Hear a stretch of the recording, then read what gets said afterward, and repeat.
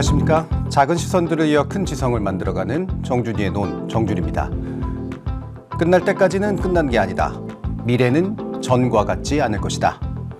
이 두 개의 경구가 어떤 공통점을 갖고 있는지 여러분들 눈치채셨나요?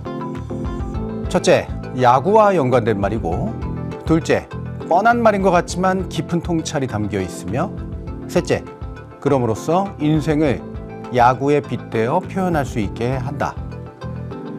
논객 여러분들에게도 꽤 익숙하거나 들어봄직한 이 경구들은 미국 메이저리그 야구의 전설적인 인물 요기 베라가 했던 말입니다.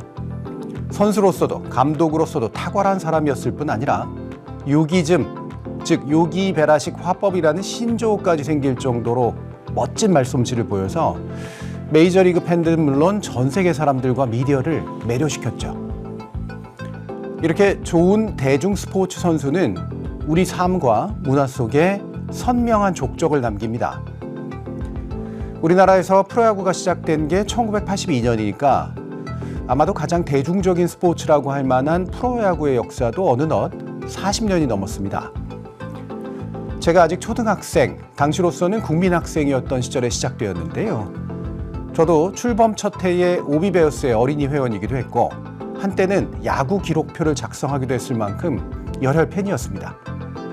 지금은 비록 프로야구로부터 좀 거리를 둔 지 꽤 오래기는 합니다만 그래도 나름 원년 멤버라는 자부심을 품은 채 아주 우호적인 시선으로 바라보곤 합니다. 처음 6개 구단에서 시작해서 지금은 10개 구단으로까지 성장했고요. 초기에는 남성 일변도였던 문화에서 이제는 여성들도 함께 즐기는 문화로 바뀌면서 드디어 2024년에는 정규리그 관중 연인원 1천만 명을 돌파하게 되죠. 팀과 선수에 대한 사랑, 그리고 연고지 혹은 지역이나 고향에 대한 사랑이 뭉쳐서 한때는 과잉한 지역 대립의 양상을 보이기도 했지만 오히려 소위 지역 감정을 슬기롭게 담아내는 하나의 사회적 장치로서 또 우리 사회를 건강하게 해준 오락문화로서 승화되었다고 저는 생각합니다. 하지만 구단 운영의 불투명성, 여전히 부족한 선수 처우, 발전이 없어 보이는 훈련 방식과 전술, 경기의 질, 그리고 무엇보다 KBO 체제의 비효율성, 관료성 등에 대한 여러 가지 불만들도 많습니다. 선수나 코치가 약물, 도박, 승부 조작에 연루되는 윤리적 문제도 끊이지 않죠. 물론 도덕적으로 완벽하고 재미도 있고 품질도 높은 스포츠 서비스를 제공한다는 거 우리의 기대만큼 그렇게 쉬운 일은 아니지만요. 그래도 대중문화나 지역문화인 동시에 오락산업의 또 중요한 축으로서 한국 프로야구의 과거와 현재를 좀 면밀히 점검하고 팬들과 소통해야 조금이라도 더 나은 미래를 꿈꿔볼 수 있을 겁니다. 초대석으로 꾸미는 오늘 정준이의 논은 바로 그 꿈과 열정에 관한 이야기입니다. 정준이의 논 56번째 이야기, 해태 타이거즈 원년 멤버이자 기아 타이거즈 감독이기도 했던 김성환 감독을 모시고 지금 시작합니다.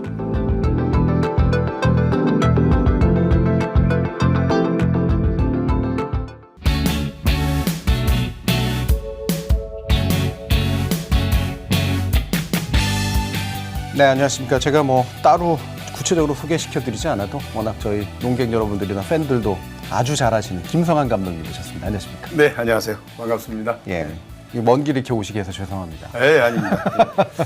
예. 기쁜 마음으로 왔습니다. 예. 왜냐하면 제가 이제 평소 예. 팬의 입장에 있었습니다만 오늘 예. 직접 이렇게 얼굴 뵈니까 예. 너무 반갑습니다. 예. 그리고 제가 이제 여러 방송 매체나 이런 데를 많이 출연을 하는데요. 예. 제 지인들에게 오늘 우리 정준희 교수하고 이렇게 방송을 한다 하니까 우리 동네가 좀 난리 났습니다. 아이고. 그러냐고 가서 잘하고 오라고. 예. 그렇게. 예. 저도 워낙 이제 제 나이 시절이 바로 이제 김성환 감독님 아주 이제 젊은 창창한 선수 시절이셨고 예. 감독까지 하시는 거 아주 즐겁게 보다가 저는 이제 외국 나갔다 와가지고 그동안 이제 이렇게 많이 바뀌었구나 이런 눈으로만 보고 있었는데 예.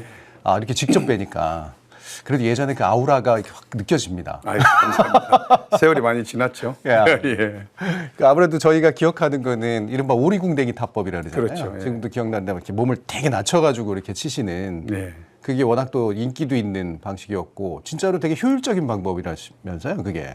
글쎄 이제 제가 요즘에 와서 보니까 좀 제가 보기도 민망할 정도로 사실 그 폼이 예. 결코 이쁘지는 않아요.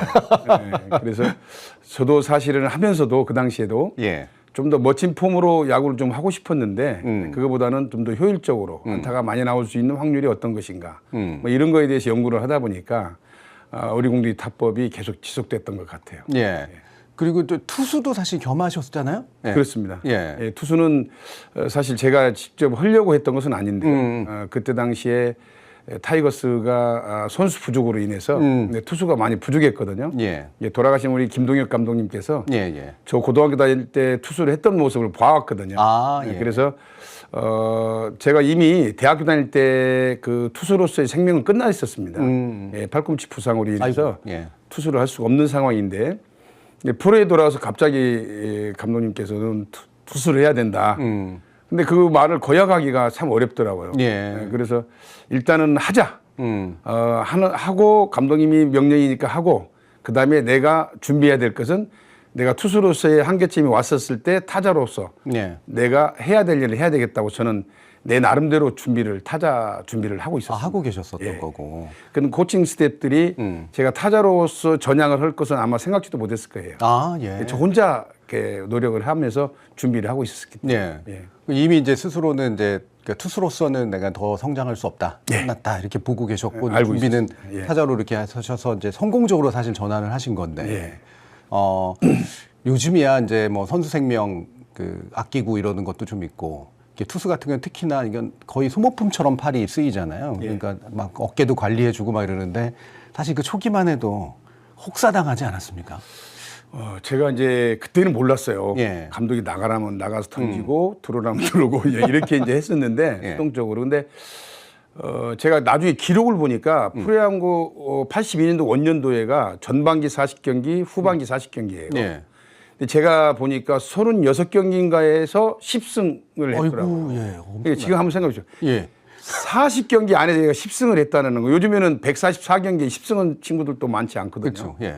그런데 보니까 선발승으로 4승이고 나머지는 이제 구원승이 6승이에요. 이걸 보면은 얼마나 감독의 명령이 부응을 잘했는가. 그럼 나갈 수 있는 예, 거잖아요. 나가라고 나가고 예. 이제 이랬던 것이 생각이 나는데 예. 제일 기억이 남는 것이 83년도 이미 이제 투수를 안 하고 있었어요.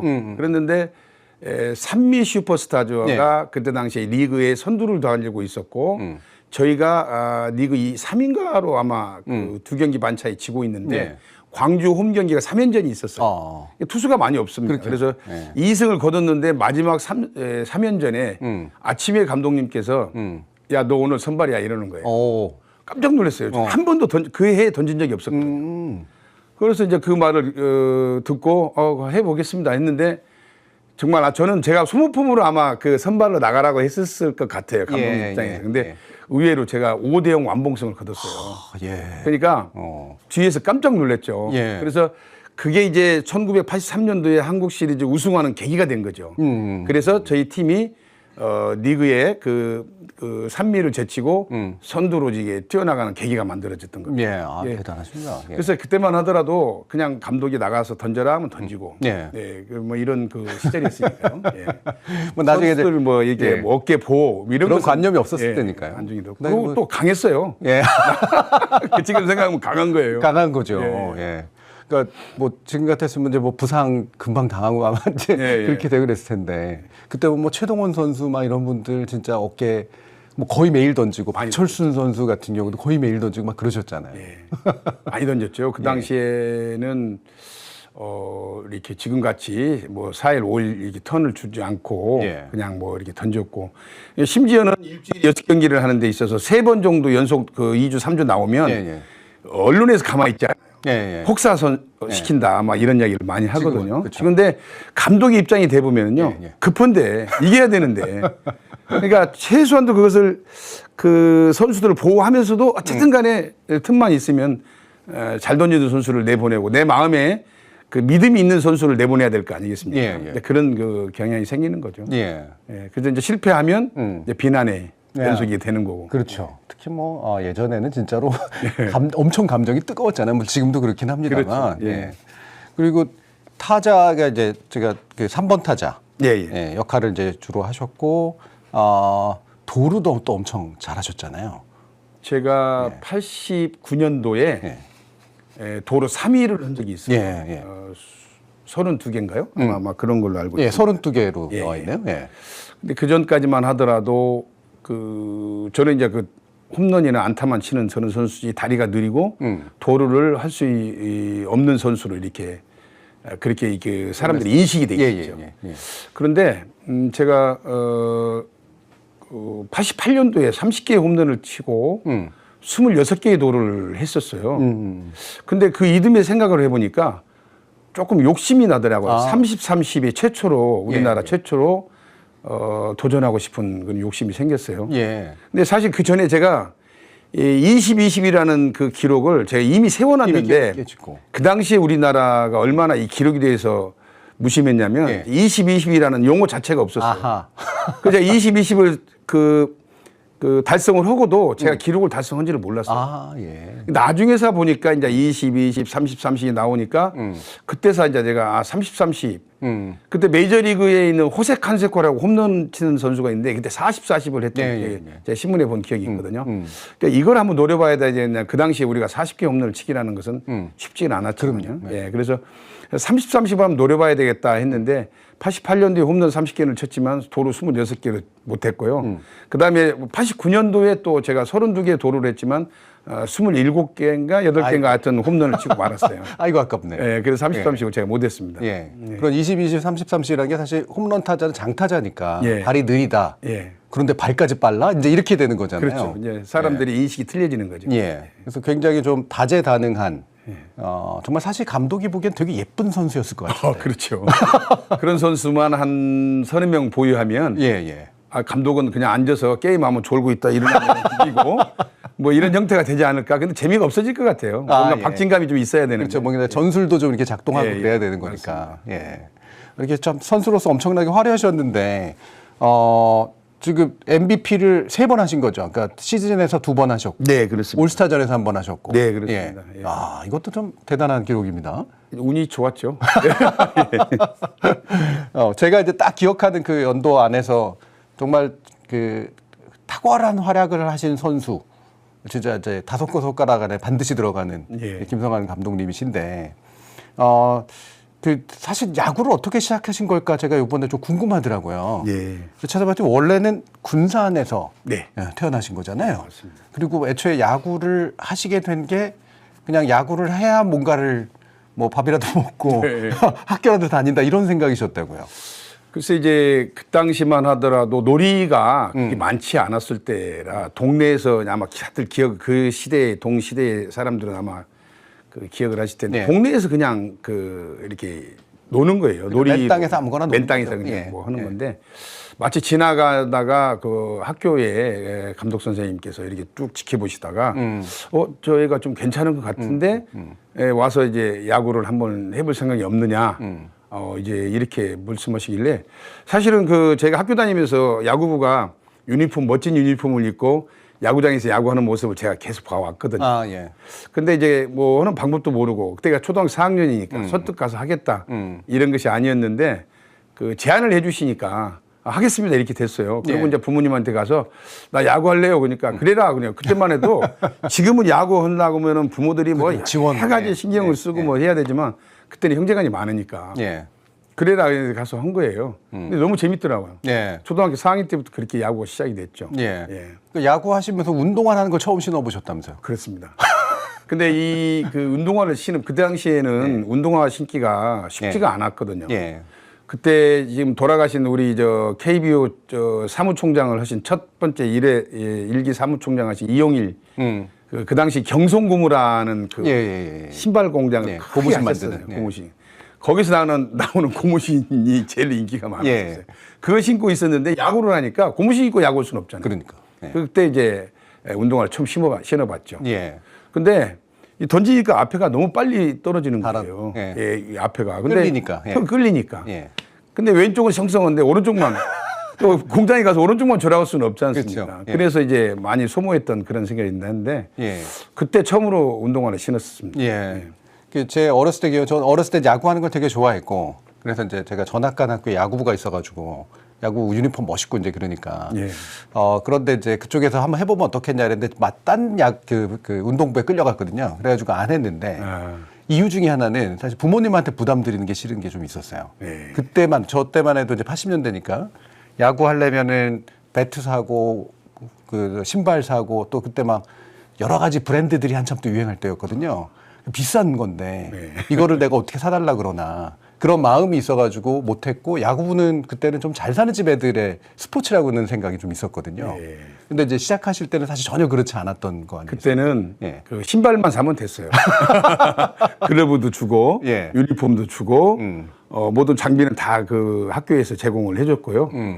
그다음에 이제 그 당시만 하더라도 60년대니까 사실 전체적으로 먹을 것이 그렇게 귀하지가 않았을 때예요. 아까 흔하지 않았을 때. 귀했을 때예요. 예, 예. 이제 그런데 그때 가면은 학생들한테 옥수수빵을 이렇게 주는 게 있어요. 예. 많이 옥수수빵. 예. 근데 야구부한테는 이걸 2개를 주는 거예요. 그렇게. 운동 많이 하고 배고프니까. 예. 근데 그게 그렇게 맛있었어요. 예. 그래서 저는 그 당시에 그 옥수수빵의 혜택을 좀 받던 사람 중에 한 사람인데요. 예, 예. 우리 교수님은 돈이 들어갈까 해서 걱정을 했지만 저는 그냥 그 야구만 잘하면 되는 예, 예. 그런 분위기에서 야구를 학교 했던 것 지원이 같습니다. 있었으니까. 지원이 있었으니까요. 예. 그리고 확실히 우리나라 이제 프로야구 바로 40년대 생기기 전에 사실 고교야구가 엄청난 인기였지 않습니까? 그렇습니다. 예. 그리고 막 고교야구 스타들이 거의 무슨 잡지에 도배하다시피 하고 막 이렇게 여학생들 따라다니고 이제 막 이런 분위기 있었는데 고등학교 때에 막 그런 인기 같은 것들을 좀 느끼시면서 이렇게 그 대학교까지 가시고 이렇게 하셨나요? 그렇죠. 예. 저는 이제 고등학교 1학년 때부터 그 중앙무대에서 1학년 때부터 시합을 뛰었습니다. 예. 지금 1학년생이 시합 나간다는 것은 쉽지 않은 일인데 그때는 제가 1학년 때부터 5번 타자로 군산상고 네. 3루수로 예.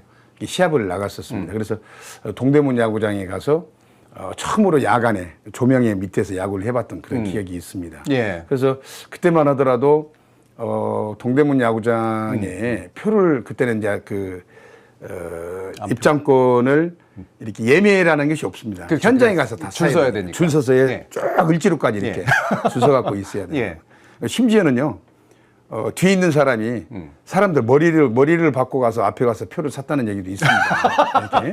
그 정도로 사람이 꽉 인산인해 예. 꽉 차가지고 있는데 그때 동대문 야구장에 가면 3만 명 정도가 야구가 있었는데 그 당시에 여학생들이 꽤 있었습니다. 예. 그래서 팬레터가 그때는 유명해 있었죠. 예, 예. 그다음에 이제 종이학 같은 거 이런 걸 접어서 보내주고 하는 예. 그런 게 있었고 그때는 아주 인기가 좀 있었죠. 예. 지금 나중에 프로야구 만들어지고 나서 이제 축이 이제 잠실 쪽으로 옮겨가긴 했지만 사실 그렇습니다. 동대문 운동장이 거의 메카였고 예. 그 주변에 야구용품들 엄청 이제 많이 팔고 그 고교야구 이제 그 결승전이나 이렇게 뭐 유명한 군산상고도 있지만 뭐 제1고라든가 북일고라든가 뭐 설린상고라든가 그때 뭐 대구상고 대구상고도 이런데. 있고. 예. 그러니까 아마 우리나라에 이제 그런 프로 스포츠가 없었을 때에 가장 좀 인기가 있었던 스포츠가 아니었나. 그렇습니다. 예. 그리고 나서 프로야구로 갔고. 예. 그렇습니다. 근데 그때 이제 그 한국 프로야구를 창단을 해도 되겠다라고 자신감을 가질 수 있었던 것이 이제 고교야구의 그렇죠. 밑바탕이 됐던 것이죠. 예, 예. 그 관중들이 고스란히 이 프로야구로 좀 옮겨왔기 때문에 예. 그때 열기는 좀 대단했었습니다. 예, 그래서 제가 1976년도에 대구상고하고 동대문 구장에서 대통령배 제10회 대통령에 대해서 결승전에서 이제 붙었던 그런 기억이 있는데 그 저희가 이제 1대0으로 이겼는데요. 예, 예. 예. 그때 그 관중들의 이제 또 특히나 영남의 그 대구상고, 호남의 군산상고 이렇게 붙었으니 얼마나 난리가 났겠습니까? 아주 열기가 대단했죠. 예, 그런 기억이 지금도 생생합니다. 예. 예, 그래서 그때 이제 만났던 이만수하고도 이제 아주 친분이 있고 좋은 동기로서 아주 예. 좋은 관계를 지금도 유지하고 있습니다. 그러시군요. 예. 예. 이게 참 확실히 그 세대라는 게 있어서 이제 같이 커오잖아요. 특히나 이렇게 막 늘 결승에서 붙고 이런 상대들은 엄청난 라이벌이면서도 같이 주목받고 그러면서도 이렇게 친분이 좀 생기고 이러는가 봐요. 그렇습니다. 예. 왜 그러냐면요. 그 아무래도 이제 고등학교 때는 처음 만나지만 고등학교 그 팀에서 이제 그 청소년 대표팀 뭐 이런 게 선발팀 뭐 이런 게 있지 않습니까? 처음에 얼굴 대면을 하면서 이제 서로 익히게 되는 거고, 그 다음에 두 번째로 이제 진학해서 대학에 진학해서 이제 서로 이렇게 대구상고 출신도 만나고 설린상고 출신도 만나고 이제 이렇게 만나다 보면은 서로 간에 이렇게 그 우정이 생기는 거죠. 그렇지만은 그 팀이 틀려졌을 때는 아무리 저 대학에 친한 그 친구지만은 팀이 틀려졌을 때는 그 승부욕이 이제 아무래도 다시 또 발동이 되는 거고요. 그렇게 해서 더 재밌었던 것 같아요. 그래서 이제 주위에서는 저보고 이만수가 라이벌이지 않느냐라는 이야기를 하는데, 물론 이제 그 보면은 성적이나 모든 것들, 제가 85년도에 이만수 선수하고 처음 홈런왕을 했을 때 이만수하고 저하고 22개 공동 홈런왕을 했던 기억이 있어요. 그래서 이제 22개, 그리고 이제 그때가 처음에 제가 이제 홈런왕 등극을 할 때인데요. 그래서 이제 라이벌이라는 이야기가 좀 있습니다만은, 결과적으로 제 생각에는 그 이만수의 누구를 상대로 해서 라이벌이라기보다는 자신과의 싸움이 이제 라이벌이 아니냐 이렇게 생각해도 결국에는 그렇게 가는 것 같아요. 이 프로야구로 가보면 이제 삼성 라이온즈와 또 혜태 타이거즈, 물론 롯데 자이언츠도 있습니다만, 이 열기는 또 엄청나지 않습니까? 그리고 실제로 초기에 엄청난 경쟁을 해왔고, 혜태 타이거즈가 상대적으로 좀 뭐랄까 약간 어려워 보이는 삼성에 비해서는 그러니까 이렇게 구단도 덜 부자인 것 같고 그러겠는데, 이제 선수들의 뭐랄까 이렇게 파이팅이라고 할까요? 이런 건 또 혜태 타이거즈가 남다른 면이 있었던 느낌인데, 그 내부 분위기도 그랬나요? 글쎄 이제 우리는 이제 선배들이 그런 말씀을 하셔요. 야, 그 구단이 가난하니까 연봉은 많이 못 받지만 우리는 자부심이 있지 않느냐. 우승팀이라는 자부심. 어디 가서 예를 들어 만수가 야, 니들 좀 연봉 좀 많이 받아라. 그래야 우리도 연봉을 좀 많이 받을 수 있지 않겠느냐. 이제 삼성은 혜태가 우승을 했기 때문에 연봉 이만큼을 받는데 너희들은 우승하지 못하면서도 이만큼을 주라고 하느냐. 안 되지 않느냐 이거예요. 근데 삼성은 더 많이 주고 싶은 거예요. 선수들이 우리 보고 연봉을 많이 받으라고 그래요. 그래서 제가 그러죠. 야, 연봉이라는 게 구단이 줘야 받는 것이지 내 마음대로 받는 거냐. 이런 이야기를 좀 많이 했던 기억이 나요. 그 혜태 타이거즈만의 이렇게 그 당시에 좀 독특한 분위기라고 하는 게 좀 있었습니까? 선수들 사이에서?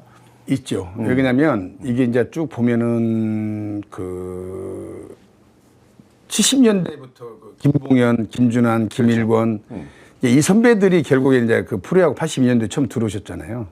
근데 그러다 보니까 그 밑에 그 광주 일고보다는 군산상고의 후배들이 프로야구를 많이 갔어요.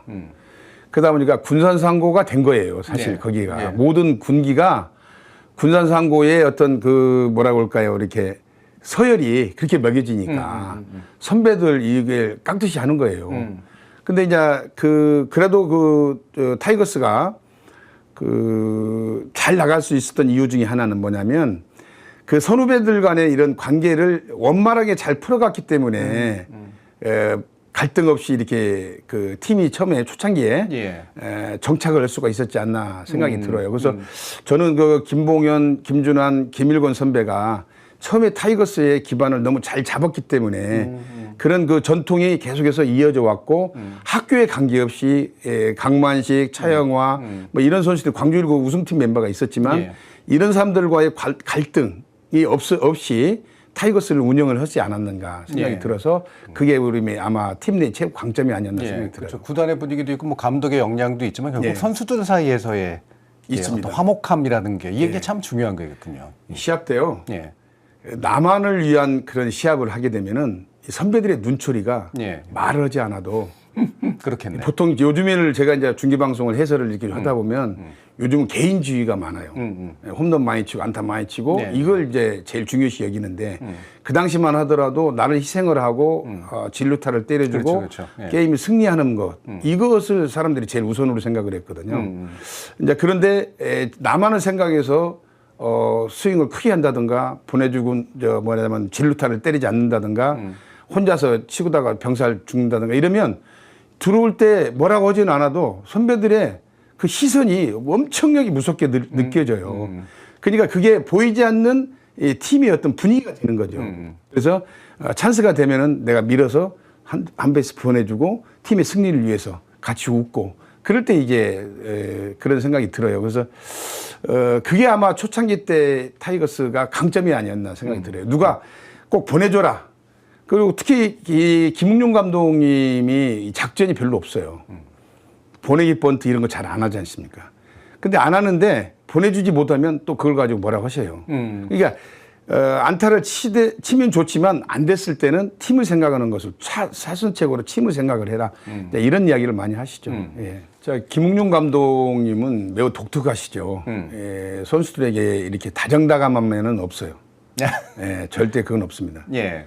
제가 홈런을 그 207개를 때렸으면서도 불구하고 단 한 번 손 맞추침이 없었습니다. 이런 거 잘 안 해요. 예. 감독이 오면 박수는 이렇게 몇 번 칩니다. 앉아서. 예. 요즘 같으면은 비난을 받을 수도 있을 거예요. 왜 우리 팀의 선수가 홈런을 치고 왔는데 왜 감독이 앉아서 박수만 치느냐. 일어나서 같이 환호해 줘야 되는 거 아니냐는 그런 그 시선으로 볼 수 있는데 그 당시만 하더라도 감독이 잘 웃지도 않아요. 너무 그러니까. 냉정한 거예요. 예. 아마 이게 김웅룡 감독의 매력이 아니었나 생각이 들어요. 그래서 김웅룡 감독은 그 어느 특정 선수에게 편애하지 않고 특히나 이제 홈런을 많이 친다고 그래서 그 선수에게 막 가서 막 이렇게 환호해주고 이거 옆에서 못 치는 선수를 보면 얼마나 화가 나겠습니까? 그렇죠. 예. 감독이 서운하죠. 서운할 수가 있거든요. 왜냐하면 감독이 평소에 이렇게 잘하는 그 따뜻한 사람이 아닌데 잘 친 사람한테 가서 이러면은 그거 좀 그렇잖아요. 예. 그래서 그런지는 몰라도 아무튼 표정 변화가 없으세요. 예. 예, 그런 것들이 홈런을 많이 친 선수들 입장에서는 조금 더 불편할 수도 있었겠죠. 아니면 서운할 수도 있었겠지만 그래도 누구의 어떤 선수에게 편애하지 않고 늘 똑같은 페이스를 아마 유지했던 이것이 아마 팀을 리더를 하는 데 있어서 큰 영향을 미치지 않았나 저는 그렇게 보고 있습니다. 그러니까 김성환 감독님은 이렇게 좀 유쾌하시고 또 달변이시고 그래서 약간 서글서글한 분위기도 계신데 김웅룡 감독님은 이렇게 가까이 가기도 좀 무섭고 이게 왜 끝나고 나서 이렇게 마이크를 대면은 몇 말씀 안 하시잖아요. 가장 힘들어하는 게 언론에 있는 사람들. 그 아나운서나 특히나 리포터는 여성분들. 그러니까요. 여성분들한테 특히 더 말씀을 안 하시는 것 같아요. 단답형이고. 이 방송이 단답형이면 되겠습니까? 안 되잖아요.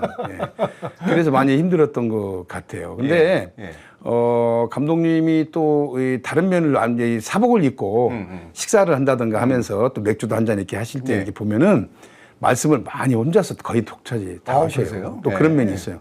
유니폼을 입으면은 말씀을 안 하십니다. 그런 면이 있습니다. 그렇게 또 차이가 있으시군요. 사석하고 또 이렇게 공석하고. 그렇습니다. 예. 김웅룡 감독 스타일이 이제 우리가 흔히 말하는 자율야구라고 하는 것들을 이제 강조하신 분인데. 네, 맞아요. 이게 이제 어떤 의미로 이제 해석하면 좋은 겁니까? 이 자율야구라는. 글쎄 이제 올해 기아 타이거즈가 자율야구 얘기가 이범호 감독 말에서 입에서 나오는 바람에 이게 난리가 났지 않습니까? 그 말 나오자마자 선수들이 이제 부상이 막 터지기 시작하니까.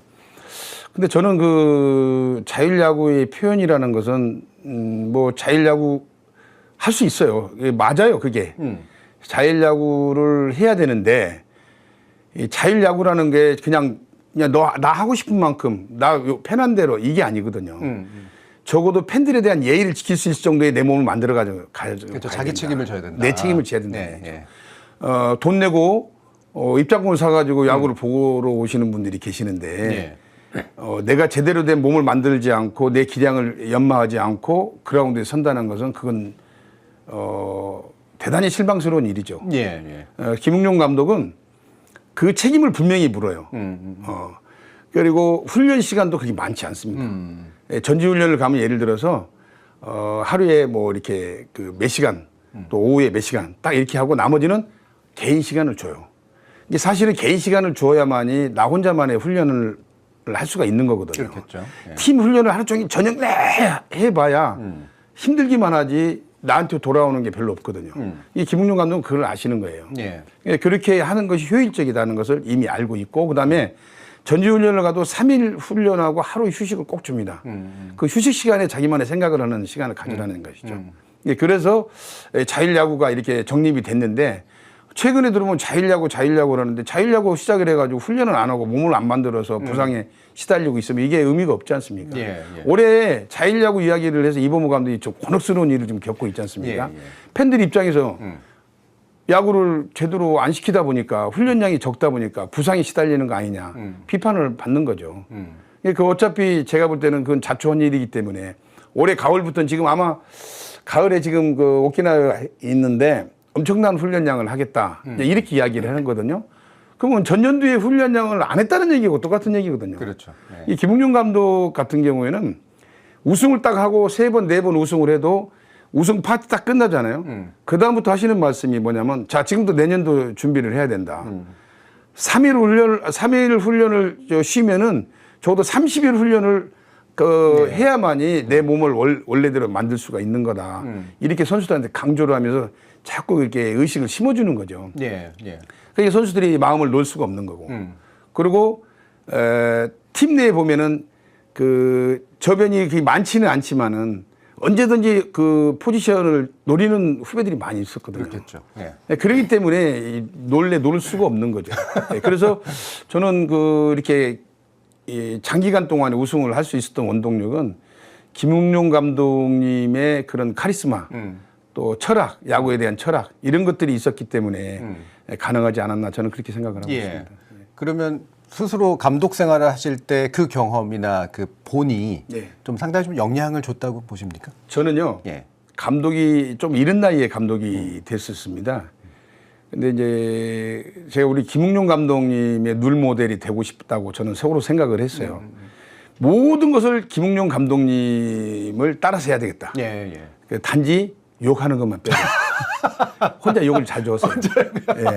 누구 특정인에게 욕을 하는 게 아니라 혼자서 그냥 욕을 많이 하시는데 저거는 내가 좀 안 해야 되겠다. 왜 선수들 옆에 듣기가 불편하거든요. 무섭죠. 내가 저것은 안 해야 되겠다. 그랬는데 실제로 제가 이제 그거는 따라가려고 노력을 했는데 이제 김웅룡 감독님의 카리스마가 2000년도 전에 이게 이루어졌던 것이거든요. 그렇죠. 제가 감독할 때가 2000년도예요. 밀레니엄 시대라고 해가지고 이제 선수들이 의식 구조도 많이 바뀌고 있을 텐데 제가 조금 아쉬웠던 것은 뭐냐면 그런 시대의 흐름에 좀 더 동참을 해서 선수들과의 소통을 하는 좀 더 긴밀하게 했었어야 되는데 그런 점 제가 아쉬움이 좀 남아요. 그래서 김웅룡 감독 모든 것을 다 따라가려고 했지만 그 시대에 맞게끔 거기서 내가 적정하게 조절을 하지 못한 것은 제 감독으로서 좀 역량이 부족하지 않았나 그런 생각이 좀 들어서 아쉽습니다. 그러네요. 그 프로야구 출범한 지 한 20년이 지난 시점이고 그래서 초기의 김웅룡이라면 이제 2000년대 이후는 다른 버전의 김웅룡으로서 김성환이었어야 되는데 맞습니다. 거의 비슷했는데 너무 비슷했다. 맞습니다. 이렇게 선수로서 이렇게 감독으로서 또 이제 해설위원으로서 이게 쭉 이제 뭐 지켜보시면 초기에 이제 프로야구와 그다음에 지금의 이제 프로야구의 어떤 점이 좀 유사하거나 좀 다르다 이렇게 보세요? 선수들의 어떤 체력이라든가 이런 것들은 외형으로 보면은 상당히 지금 선수들이 많이 향상되고 좋아졌어요. 키도 크고, 키도 커지고 근력도 많이 생기고 근데 그것은 제가 볼 때는 이제 훈련 방법인 것 같아요. 이 선수들은 지금 요즘 선수들은 주로 실내에서 그 무게 운동을 많이 하는 웨이트 트레이닝 이런 것들을 하다 보니까 체력이 좀 좋아지는데 과거에 저희 타이거스 훈련할 때는요. 이 웨이트 트레이닝도 물론 하지만 비중을 주로 뛰는 거 위주로 비중을 많이 뒀고 그다음에 저희가 이제 프로야구 초창기 때지만 김웅룡 감독이 그 육상 전문가를 체력 담당 코치로 초빙을 했어요. 그랬던 건 기억이 납니다. 그래서 그분들에 의해서 그 프로그램이 짜져 있기 때문에 부상이 없었다는 거. 근데 이게 지금도 생각해 보면은 저희는 그 당시에 지금 생각해 보면 엄청 많이 뛰는 걸 위주로 많이 했거든요. 최근의 선수들을 보면 이 뛰는 거보다는 무게 운동을 많이 하다 보니까 파워는 좀 생기지만 부상 확률이 많아진다는 거죠. 그러니까 이게 좀 차이가 있는 것 같고 두 번째는 저희가 이제 전지훈련 같은 데를 가보면은 가장 기본이라는 것은 수비가 탄탄해야니 프로야구에 또 재미를 느낄 수가 있고 또 멋진 경기를 할 수가 있다고 생각을 하거든요. 근데 그때 우리 때는 하여튼 거의 그 모든 오전의 시간은 다 수비 훈련에 집중을 했고, 그다음에 이제 그 전술 훈련, 수비의 전술 훈련을 많이 이렇게 했는데, 제가 최근 들어서 그 해설을 하면서 이렇게 제가 이제 전지훈련지는 따라가보지는 않았기 때문에 어떻게 훈련하는지는 잘 모르겠어요. 근데 이거 하는 걸 보면, 게임 하는 걸 보면 이게 선수들의 예를 들어서 타자가 침볼이 뭐 우중간 좌중간 빠졌다 주자가 일루있을 때는 수비수들의 위치 선정을 하는 것이 중요하거든요. 예. 바로 이런 것들을 좀 중계 방송에서 위에서 보면 다 보이거든요. 그렇겠죠. 이런 것들이 잘 이루어지지 않아요. 아하. 각 팀마다 전부 다. 예. 그래서 저는 그런 그 체계적이고 집단적으로 할 수 있는 그런 운동들이 좀 부족하지 않냐라는 생각이 들어서 차이점이 좀 있다고 저는 봐요. 예. 뭐 홈런은 이 무게 훈련을 했기 때문에 좀 더 많이 나올 수는 있다고 저는 보거든요. 예. 그런 점이 지금 제가 볼 때는 일본 엊그저께도 일본하고 좀 야구를 했지만 예. 중계 방송을 보는데 조금 아쉬운 것이 볼넷이 많아요. 일본 선수들에 비해서 투수들이 이게 이제 페인이거든요. 지금. 그렇죠. 일단 내보내면 안 되는. 내보내면 안 되는 거거든요. 그런 것들이 어떤 기본적인 것을 잘 안 하지 않느냐, 아하, 예. 잘 이행하지 않는다. 예. 저는 그게 조금 차이점이라고 봐요. 예. 그래서 언제든지 야구는 뭐 메이저리그도 마찬가지, 일본 야구도 마찬가지, 어디든지 마찬가지겠지만 기본에서 기본으로 끝난다는 생각을 가지고 훈련을 해야 된다. 저는 그렇게 보고 있습니다. 예. 그리고 이제 말씀 들어보면 그렇네요. 이제 아무래도 선수 개인들의 기량은 예전보다도 더 나아졌고 체력도 좋아졌고 어떤 스타성 같은 것들은 더 생겼는데. 더 생겼죠. 예. 근데 팀의 관점에서 보면 예. 이 팬들이 보기에 이렇게 뭔가 잘 짜인 야구, 예. 그러니까 뭔가 이렇게 막 역전까지 하고 막 그러면서 수비도 좋고 막 이러면서 물샐 틈 없이 뭐가 진행되는 듯한 느낌? 이런 것보다 그냥 쭉쭉 뻗어나가는 어떤 그 홈런볼 예. 이런 것이 주로 그냥 나오는 그런 식으로 분위기가 좀 살짝 많이 바뀐 바뀌었죠. 면이. 그래서 에라가 많고, 예. 이제 볼넷이 많고, 그러면 관중들은 짜증나죠. 예, 예, 예. 예, 길고. 예. 에라 많고 볼넷 많으면 경기 시간이 길 수밖에 없어요. 저희 그 야구할 때 보면은 그 타이거스가 특히나 경기 시간이 참 짧았는데 제가 볼 때는 한 3시간 전부 이내, 2시간 한 4, 50분 이내에 다 예. 경기를 끝내는 그런 경기를 많이 했던 것 예, 같아요. 예, 예. 근데 그게 지금 뭐냐면 역시 볼넷 좋고 그다음에 짜임새 있는 그런 그 수비라든가 이런 것들이 밑받침이 되기 때문에 경기를 쉽게 할 수가 있었지 않나 그런 예. 생각이 듭니다. 예. 그러면 그 팬들의 분위기는 좀 어때 보이세요? 그러니까 예전에도 물론 열기도 굉장히 높았지만 최근에 좀 달라 보이는 건 여성분들도 많이 들었고 젊은 친구들도 이제 많이 여성이 더 많은 것 같아요. 예, 그러니까 요즘에는 예. 예. 이게 중간에 한번 바뀌는 지점이 있었던 것 같은데 왜 이렇게 꺾였다가 다시 올라온 지점이 있었잖아요. 이렇게 지켜보시면서 지금의 이제 그 이런 응원 문화라든가 팬 문화라든가 이런 것들은 좀 과거하고 비교할 때 어떻게 느끼세요? 차이가 많죠. 예. 예.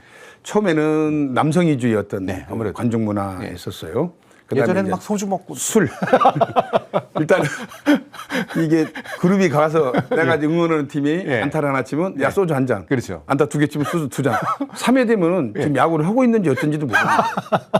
근데 지고 있는 것만 예. 지면은 이제 화가 나는 거예요. 화가 나니까. 왜냐면 이 술을 깨우는. 예, 예. 그래서 이제 내가 응원하는 팀이 진다 해가지고 흥분해서 예. 그물망 올라가고 막 이제 때려 부수고. 보는 사람들은 와우 하고 재밌지만 예. 그 사실 좀 그 교육적 측면에서 우리 그 조그만 아이들은 그걸 이제 부모들이 안 데리고 갔어요. 그래서 데려가기 않게 되죠. 예, 안 데리고 가요. 저 꼴을 보여주고 싶지 않거든요. 근데 그렇게 했던 건데 조금 지나니까 이제 그런 것들이 조금씩 바뀌는 거예요. 이제 네. 그래서 그리고 이제 여성들이 조금씩 없다가 생기기 이제 시작하면서부터 관중이 그 그라운드가 평온해지기 시작하더라고요. 이렇게 예, 보니까요. 예. 근데 이제 재밌는 것이 그 여성들이 오게 되면 남성은 자동으로 따라오게끔 돼 있어요. 이렇게요. 그래서 요즘에는요. 그렇죠. 예. 그 과거에 저희 할 때는 예. 그 죽기 살기로 응원을 해요. 예, 예. 저걸 죽여야 된다. 막 이런 어떤 형태의 전투죠, 뭐. 막 전투력이 예. 사는 거예요. 공격형 예. 이런 식이 되는데 지금은 놀이 문화예요. 즐기고 놀이 문화, 그렇죠. 너무 그 행복하게 그다음에 과거에 그 삼성 라이온즈 유니폼을 입은 사람이 삼성을 응원하는 사람이 광주에 와서 마음껏 응원을 해본 적이 별로 없었고 네, 그것도 분위기 또 험하니까. 광주 사람이 대구에 가서 예. 타이거스 응원을 해본 사람이 거의 없어요. 했다가는 이제 몰매 만든다.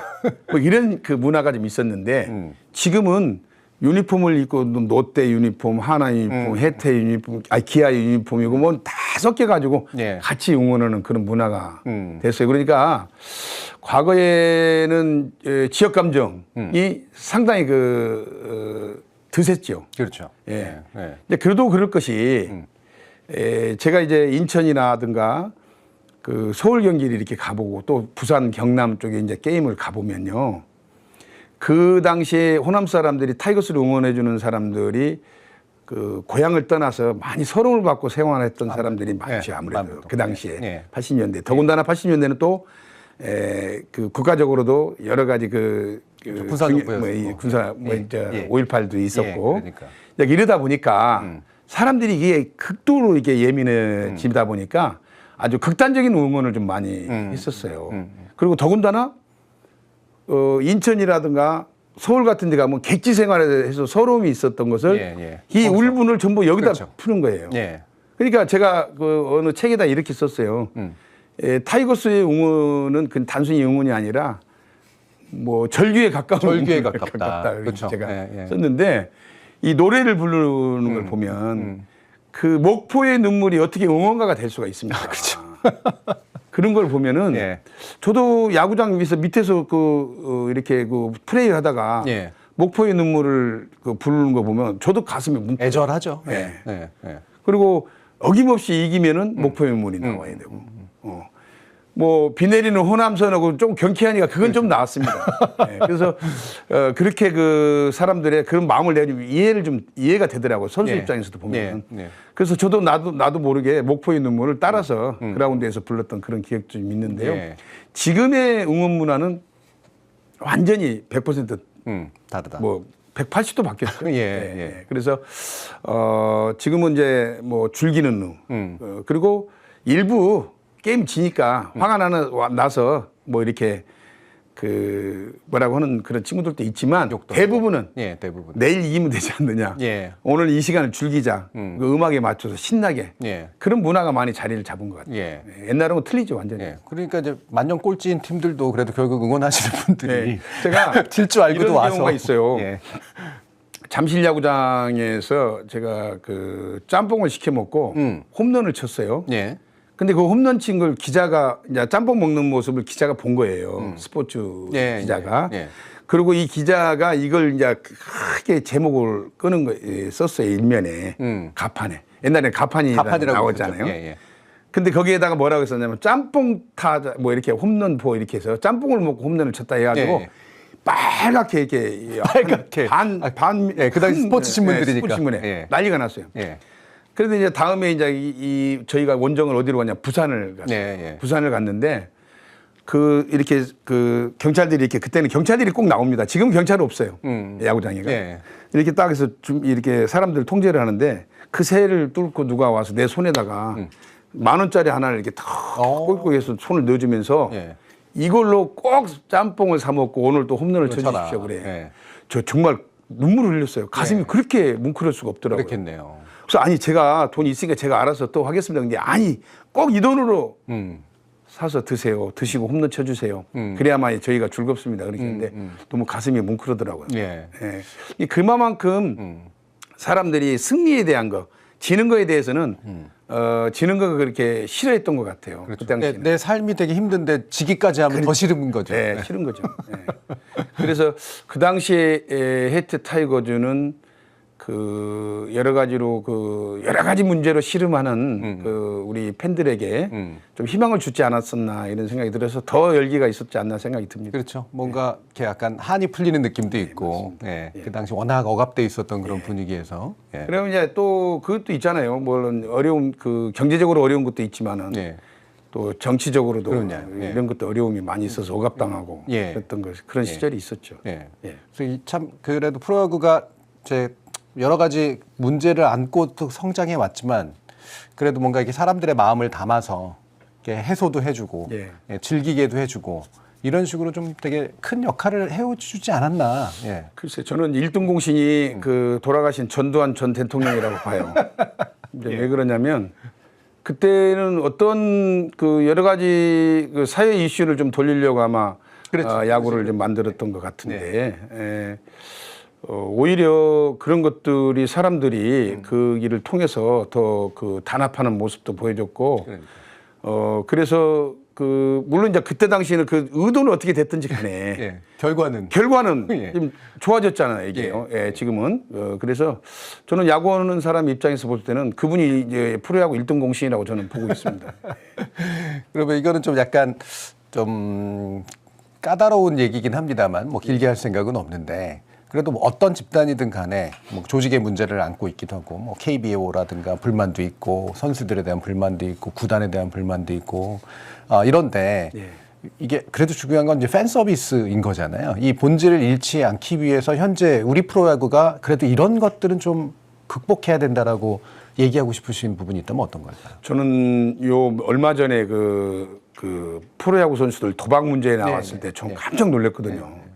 그리고 주위 사람들이 저에게 이 프로야구가 도박이 가능하냐고 이렇게 승부 조작이 가능하냐고 이렇게 물어봤을 때 저는 단호하게 그런 건 있을 수 없다 이렇게 얘기를 했거든요.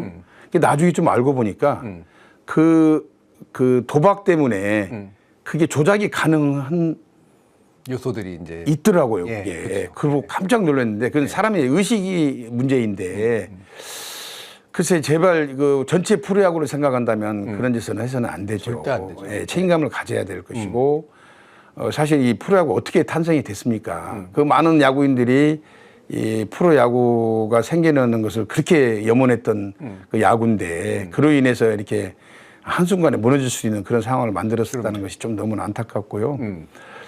그나마 다행인 것은 요즘에 이제 좀 많이 없어졌던 것 같아요. 그 시기에 도박도 나왔고 마약 문제도 나왔고 약물 문제도 나왔고 이런 것들이 나왔는데 이건 사람들의 의식 구조를 좀 개선을 할 필요가 있지 않나. 그리고 KBO가 지금은 이제 많이 그 캠페인을 하면서 많이 좋아지고 있는 거는 같습니다. 그러다 아직도 개개인의 어떤 그 의식이 좀 바뀌어야 되지 않냐. 그다음에 KBO도 지속적으로 그런 문제에 대해서 홍보도 하고 교육도 시키고 뭐 이런 것이 필요하지 않냐는 생각이 들고요. 또 하나는 저는 개인적으로 이런 생각이 좀 들어요. 그 KBO의 안으로 들어가려고 하는 사람들이 많습니다. 그 안에 들어가면은 일단 내 생활이 안정이 되잖아요. 그렇죠. 저는 그거 직장이죠. 저는 그건 좀 반대입니다. 왜 그러냐면 그 수단으로 하려다 보면은 자기 소신이라는 것은 없어질 수밖에 없어요. 왜 그러냐면 거기에 목매이기 때문에. 저는 그래서 안 갑니다. 저는 그래서 그냥 우리 집에 중국집 하고 있죠. 제가 제 손으로 벌어서 그냥 이렇게 하려고 하고 있는데 저는 그런 거 안 가고 저는 상당히 좀 뭐라 그럴까 이렇게 좀 반대 측에 서 있는 사람으로 지금 돼 있어요. 그러시군요. 그렇지만 야구를 제가 사랑하니까 총재님이 좋은 일도 많이 하시는데 엊그저께 신문을 보고 좀 짜증 나더라고요. 뭐 여러 가지 뭐 개인적인 일로 인해서 KBO 돈을 소모를 했다. 저는 그런 것보다도 차라리 요즘에 이제 그 유소년 야구들 그 지원금이 과거에 비해서 많이 줄어들었어요. 지금 그것을 과거에는 좀 더 활성화를 위해서 밑에서 사실 꼬마들이 많이 올라와야 저변이 돼야만이 프로야구가 앞으로 나중에 발전이 있잖아요. 일본 같은 경우에도 3,000개, 4,000개 팀이 되기 때문에 지금의 일본 프로야구가 지금 된다고 보고 있거든요. 근데 거기에 좀 더 많은 더 투자를 좀 해주고 이렇게 해야 되는데 각 구단들도 그 눈앞에 보이는 이해관계만 이렇게 급급하다 보니까 그런 것을 좀 등한시하고 있지 않나. 그런 측면에서 봤을 때는 조금 더 더군다나 그 KBO 총재가 선수 출신이 가는 걸 그렇게 염원을 했잖아요. 그렇게 염원을 해서 이제 모든 것들이 잘 되겠다 싶었는데 저런 그 언론에 저런 것들이 나오면 저는 좀 바람직하지 않다고 봐요. 그래서 좀 더 바뀌어야 되지 않냐 생각이 듭니다. 저도 이제 한때는 KBO 총재가 되고 싶어서 사무총장이 되고 싶어서 그 일을 한번 하고 싶더라고요. 그런 마음이 들 수 있죠, 당연히. 저는 가서 저는 지금 현재 제가 광주시 야구협회 회장을 하고 있습니다. 1년 됐는데요. 1년 됐는데 내가 욕심 부리지 않으면은 모든 혜택은 아이들한테 가는 거거든요. 내 욕심만 버리면은 그게 가장 중요할 것 같다는 마음가짐이 중요할 것 같다는 그런 생각이 들어요. 그러니까 이게 참 결국은 모든 게 다 마찬가지지만 정치는 시민이 있어야지 하는 거고 프로야구는 팬이 있어야 하는 건데 맞습니다. 이분들한테 어떻게 하면 좋은 경기를 보여줄 것이냐. 그러면 좋은 선수와 감독이 필요한 거고 이들을 위해서는 구단이 필요한 거고 또 이 구단을 관리해주는 이제 이런 KBO 같은 체제가 필요한 건데 이게 이제 좋은 직장으로만 그냥 인식이 돼버리면 그리고 자신의 뭐랄까요?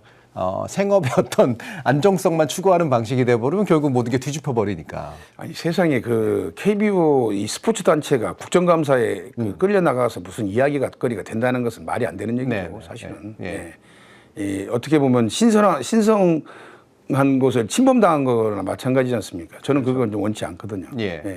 그런데 나가서 그 야구 관계자들이 그 이야기하는 것 자체가 부끄러워요. 그러면 안 되거든요. 보기 싫으셨겠어요. 그렇습니다.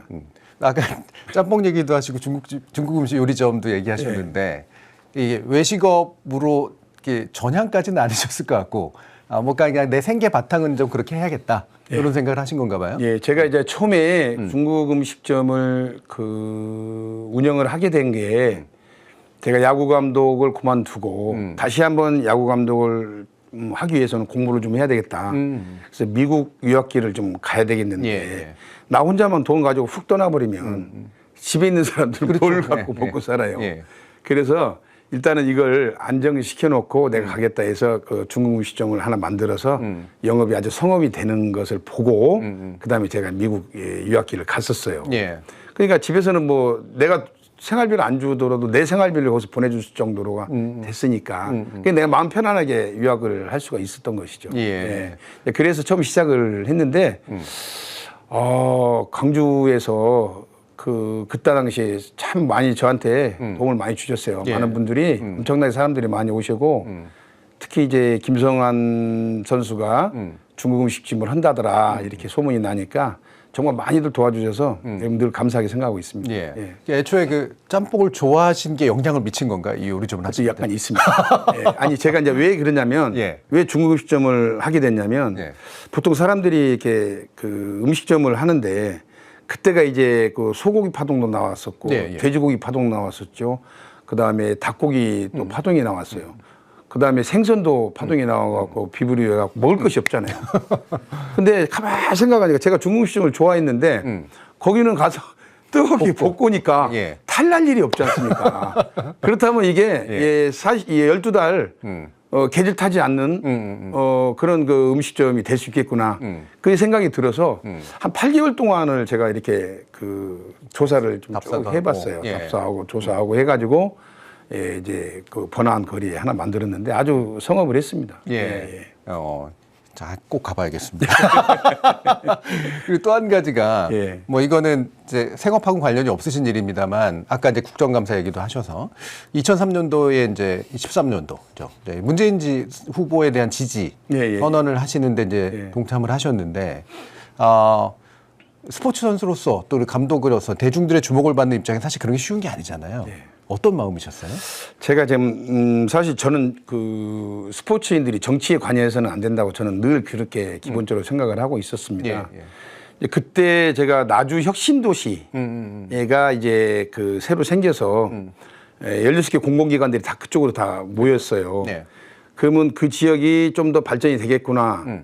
그래서 제가 그쪽에 투자를 하게 됐고 또 하나는 나주 쪽에 가면서 내가 이제 그 감독을 그만두고 여기다가 야구 불모지에다가 야구 붐을 좀 일으켜 봐야 되겠다.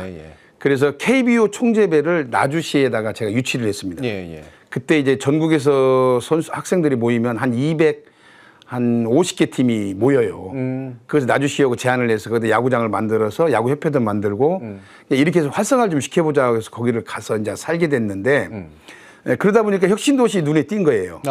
그래서 거기다 투자를 좀 했어요. 근데 투자를 한 만큼 이게 뭐 임대라도 나가야 되는데 안 나가길래 제가 거기다가 이제 그 정착을 하기 위해서 또 중국 음식점을 또 만들었어요. 그래서 아주 잘 됐습니다. 그러고 있다 보니까 주위에서 우리 새로운 혁신도시를 위해서 김성환 감독님 같은 분이 좀 일을 지역을 위해서 좀 일을 하면 좋겠다. 그래서 거기서 제가 이제 그 지방자치위원장을 했어요. 그러고 있는데 문재인 그 후보가 거기를 방문한 거예요. 그래서 제가 이제 위원장이니까 거기를 가야 돼요. 저 정말 정치에 관심이 없었거든요.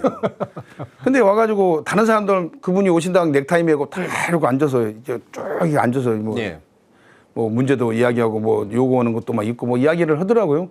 좀 늦게 이제 갔는데 가서 보니까 잠바 입고 갔어요. 사실은 저는 예의가 아닌데 이러다 보니까 예. 늦게 갔는데 보니까 그분이 오셨더라고요. 그 저를 보고 이렇게 쳐다보시더라고요. 예, 그래서 이제 그런갑다 했는데 끝나고 나더니만 제가 여기 어떻게 여기서 살게 됐냐고 제가 이래서 살게 된다고 우리 나주에서 제가 살게 됐습니다. 그랬더니 제가 김웅룡 감독님도 잘 안다고 그런 말씀하시면서 예. 좀 많이 좀 도와주십시오. 그래서 제가 그냥 예 알겠습니다. 예 많이 돕겠습니다. 그러고 그냥 헤어졌는데 예. 나중에 전화가 왔어요. 아이고, 의례적인 말로 한 건데. 예, 예. 전화가 와서 진짜 좀 도와달라. 좀 도와주라. 예. 근데 그 보통 정치인들이 보통 흘러가는 말로 그렇게 하잖아요. 그렇죠. 예, 인사말로. 인사말로 하는데 전화를 딱 와가지고 그렇게 이야기하는데 진정성이 보이는 거예요. 그래서 그러고 보니까 뭐라 그럴까 이렇게 사람을 보니까 상당히 그 온순하게 생기고 그 표현이라든가 이런 것들이 상당히 제가 이게 방송이나 이런 데 보고 듣던 거하고는 좀 틀리더라고요. 예. 그래서 야 이게 알겠습니다. 이러고 이제 도와주겠다고 했는데 그대로 이제 그 캠프에서 저한테 이제 사람이 온 거예요. 예.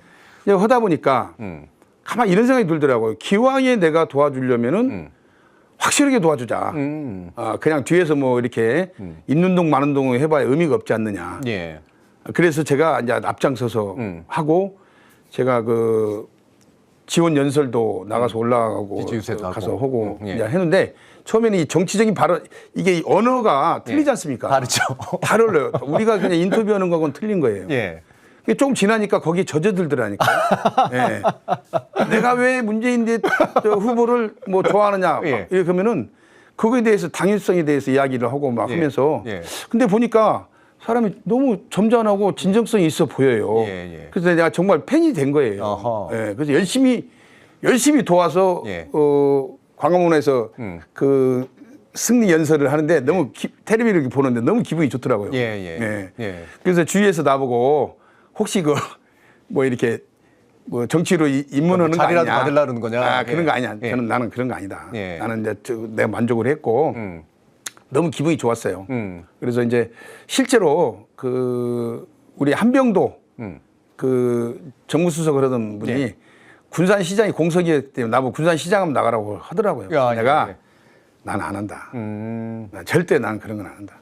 그리고 그 우리 집사람이 그냥 송충이 솔잎 먹고 사시는 것이 가장 좋습니다. 쓸데없는 좀 하지 마시오. 예. 지금 현재 잘하고 있는데 예. 왜 힘들게 살려고 하느냐. 예. 오케이. 난 안 한다. 그리고 또 우리 같은 사람이 그 정치를 잘 모르잖아요. 야구 관련돼서는 알겠지만 시에 누구 인사권이고 뭐 정책에 대해서 내가 무엇을 얼마나 알겠습니까?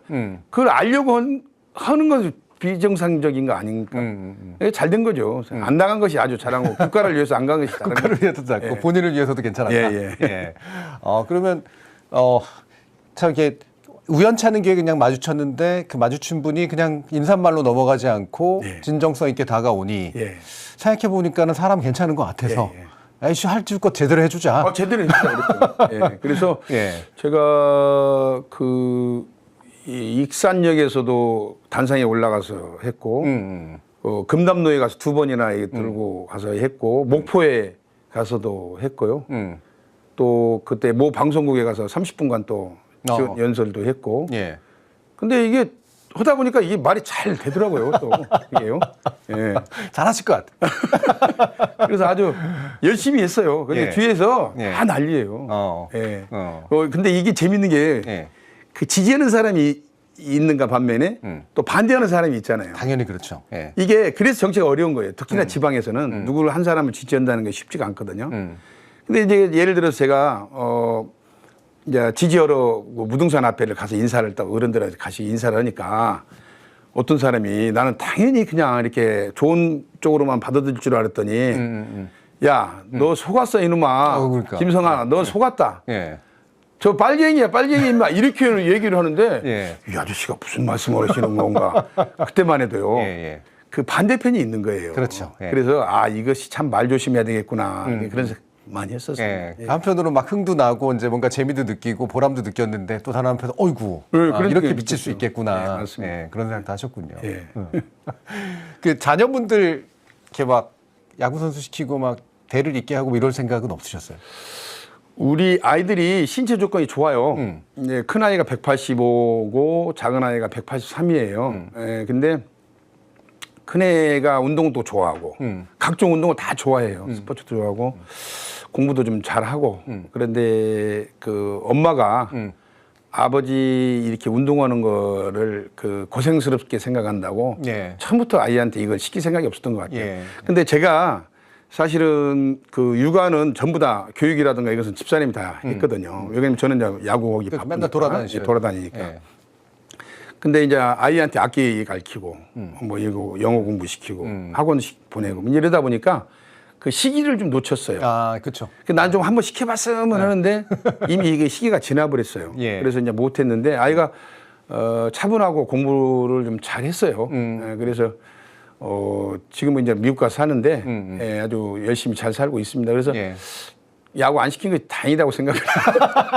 야구 시켜가지고 또 혹시라도 잘못돼서 예. 성공을 못하면 어떻게 합니까? 아, 그렇죠. 지금은 잘하고 있는 거니까. 예. 예, 그래서 그때 안 시킨 거 다행이라고 생각합니다. 예. 예. 예. 정치도 그렇고 뭐 자녀 교육도 그렇고 사모님의 선택이 옳았나 보다 뭐 이런 생각. 저는 이제 우리 집사람 이야기만 듣고 살면 적어도 예. 굶어 죽을 일은 없다. 아, 예. 그런 철학으로 살고 있습니다. 예. 예. 지금 우리나라 이제 프로야구도 이제 40년이 넘었으니까 이제 뭐 그 막 이렇게 뭐랄까 역사를 이제 만들어가고 정리해야 되는 그런 때가 왔잖아요. 예. 우리도 이제 명예의 전당도 이제 만들어지고 그렇던데 네네. 그 본인이 가지고 계신 이런 것들도 다 기부도 하고 기증도 하고 이러셨다고 들었는데. 예, 저희가 이제 서울 같았으면 아마 그거 다 보관할 데가 없었을 거예요. 예. 예. 집 평수가 커야 되는데 그 돈을 다 어떻게 예. 감당하겠습니까? 예. 그러니까 마치 지방이라 아파트를 좀 큰 평수를 얻어서 좀 일정 공간에다가 그걸 다 넣었는데 상당히 많아요. 한 200여 점 돼요. 예. 그래서 KBO에서 이 제안을 했을 때 이렇게 저쪽 부산 쪽에 이제 박물관을 만들겠다. 예. 그러니까 미리 좀 기증을 해라. 그래서 저는 흔쾌하게 기증을 했습니다. 왜냐하면 우리 집에서 가지고 있다가 나 혼자만 보고 있는 것보다는 그걸 많은 사람들 앞에서 공개해가지고 또 안전하게 보관을 해서 다 공개를 한다는데 무조건 줘야 된다고 저는 생각을 해서 그 1톤 그 용달차 있지 않습니까? 예, 예. 그게 하나를 까뜩 해가지고 서울 가지고 왔거든요. 예. 알고 보니 한 200여 점 정도 되더라고요. 그래서 안전하게 잘 해서 지금 그 다 기증을 했습니다. 그래서 예. 거기서 품목별로 이렇게 쭉 와서 보니까 뭐 많이 좀 뭐라 그럴까 사람들이 와서 아 이런 것도 있구나 그런 정도로 귀한 것들도 많이 있더라고요. 예. 뭐 아직은 좀 이른 말씀이긴 합니다만 그래도 이제 그러니까 선수로서의 시기, 또 감독으로서의 시기, 또 해설위원이나 뭐 여러 가지 야구에 관련된 중요한 의사결정들에 좀 도움이 되는 시기 이렇게 쭉 겪고 오셨는데 야구 제가 이제 뭐 자서전이나 이런 데 쓰시거나 이런 것들을 보면 내가 야구를 했기 때문에 이렇게 사랑받지.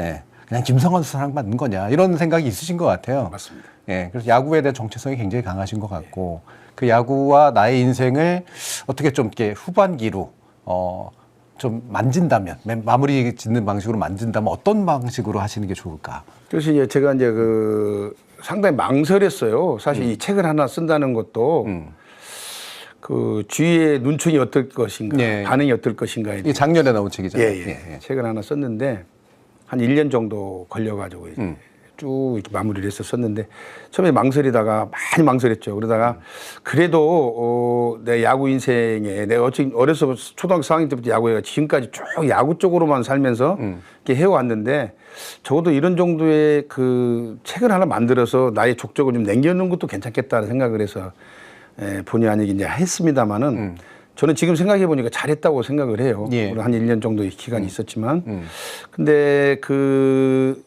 뭐라고 할까요? 이렇게 야구 그 책을 쓰면서 가장 그 와닿는 것이 팬들의 어떤 생각, 팬들의 어떤 입장 그런 그 생각을 갖게 돼요.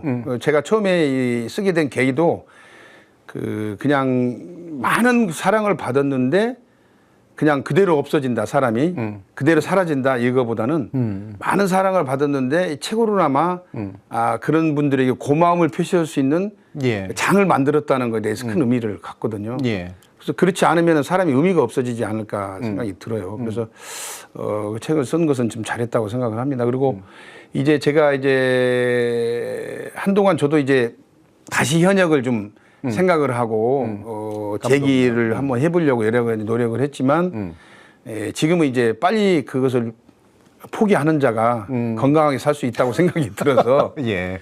자 이제는 내가 해야 될 일은 후배들을 위해서 일을 해야 되겠다.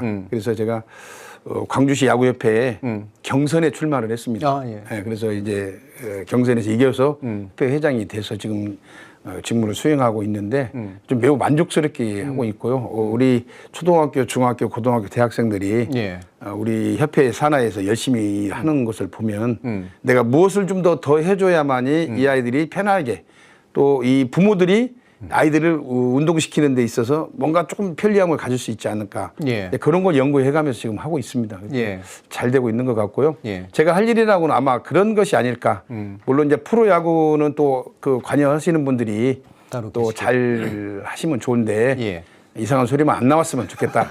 그런 소리가 생각이 예. 듭니다. 예. 알겠습니다. 자, 이렇게 이제 야구의 저변을 이제 튼튼하게 좀 이렇게 자리 잡게 해주시는 그런 역할로 아주 잘 하시고 또 보람까지 느끼시는 것 같아요. 예, 예. 굉장히 보기가 좋습니다. 예. 예. 먼 길 이렇게 모셔가지고 말씀을 들었는데 마지막으로 또 우리 팬분들께 한 말씀 주신다면.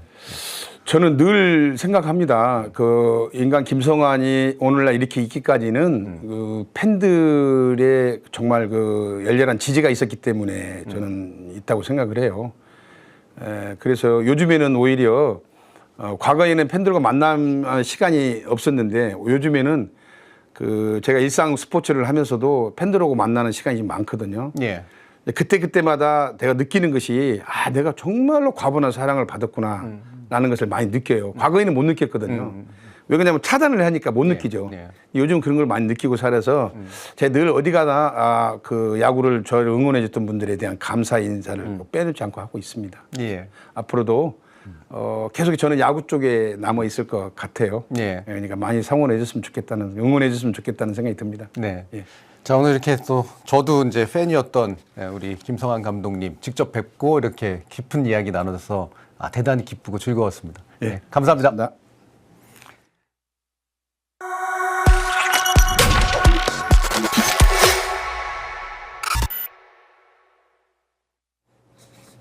저도 소년 시절에 야구 점퍼 입고 야구 모자도 쓰고 종종 관람도 다녔는데요. 당시 용돈이 그렇게 많지는 않아서 주로 텔레비전 중계를 보면서 고함치고 응원도 하고 그랬죠. 프로야구 출범에 맞춰서 컬러 텔레비전 방송이 시작됐던 거, 이것도 아주 주요했습니다. 대중들에게 이 양질의 오락이 아주 저렴하게 공급될 수 있었던 그런 배경이라고 할 수 있겠죠.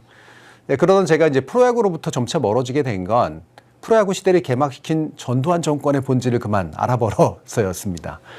1980년에 광주를 시뻘건 피로 물들이면서까지 권좌에 올랐던 그가 사람들의 시선을 돌리는 한편 지역 감정도 또 이용하기 위해 재벌들의 손목을 비틀어서 지역 연고 구단을 출범시켰고 또 서둘러 컬러 텔레비전 서비스를 시작시켜 그 총천연색에 눈길이 가게 했던 거죠.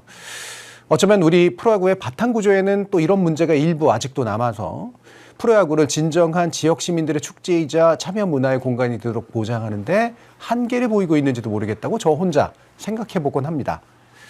아무튼 그렇게 남들처럼 열정적으로 프로야구를 관람하거나 시청하지도 않게 됐고 지금은 나이가 들어서 어깨 관절, 인대를 아껴야 되는 신세가 됐지만 그래도 힘껏 공을 던지고 시원하게 배트를 휘두르면서 신나게 운동장을 뛰고 또 구르던 시절을 생각하면 지금도 신이 납니다. 오늘 이렇게 기쁘게 만난 김성환 감독을 비롯해서 원년 세대인 최동원, 박철순, 백인천, 이만수, 김인식, 김재박 이분들의 이름을 부르면 순수하게 행복했던 그 모든 기억들이 생생하게 제 가슴을 채워줍니다.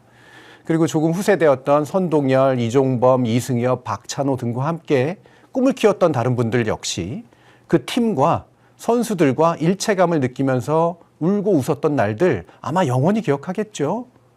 또 이제 그 뒤를 잇는 세대인 김태균, 강정호, 유현진, 양현종 등등등 이루 다 말할 수 없는 훌륭한 선수들, 감독, 코치들은 단순히 프로야구의 스타로서 개인적인 삶을 산 것만이 아니라 한 시대, 한 세대의 역사와 문화를 이루며 함께 살아온 거라고 생각합니다. 빛나는 시절엔 감사한 줄 몰랐습니다. 나를 향한 응원이나 격려가 얼마나 귀한 것인지도 잘 몰랐고 선후배들이 해주는 이런저런 충고들이 얼마나 귀한 것인지도 잘 몰랐고 또 주변 분들과 가족이 얼마나 소중한지도 그때는 제가 잘 몰랐습니다.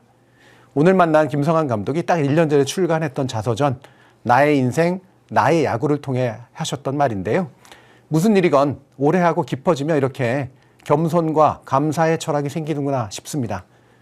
모쪼록 야구를 매개로 맺어진 우리의 인연이 그 기억이, 꿈이, 열정이 그리고 또 그 겸손과 감사의 마음이 우리 사회와 함께 우리 모두와 함께 건강하게 간직되고 또 꽃 피워지기를 간절히 기원합니다. 모두들 좋은 주말 보내시기 바랍니다. 정준이의 논 56번째 이야기는 여기까지입니다. 오늘 꾸실 꿈이 위로가 되고 내일 맞을 아침이 용기를 주길 바랍니다.